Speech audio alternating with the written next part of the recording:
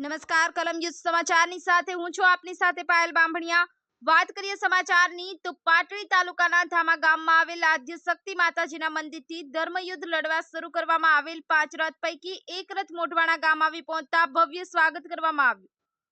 Comedian નેતા તરીકે જાણીતા થયેલ નેતાની ટિકિટ ભાજપ દ્વારા રદ નહીં કરવામાં આવતા ભાજપ વિરુદ્ધ મતદાન કરવાનો સંકલ્પ લેવામાં આવ્યો।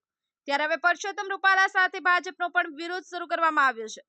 તેના ભાગરૂપે આજે ક્ષત્રિય સમાજના ધામા સ્થિત આવેલ આદ્ય શક્તિ માતાજીના મંદિરના પટાંગણમાંથી 5 ધર્મરથ શરૂ કરવામાં આવ્યો છે।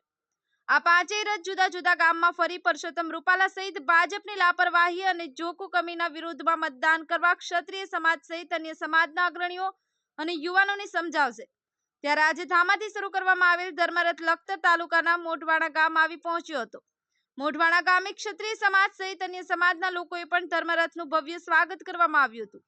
ભાજપ વિરોધી પત્રિકા વિતરણ કરવામાં આવી હતી અને ભાજપ વિરુદ્ધ મતદાન કરવા દ્રઢ સંકલ્પ કરવામાં આવ્યો હતો। સંવાદદાતા વિજય જોશી, કલમ યુદ્ધ ન્યૂઝ, લખતર।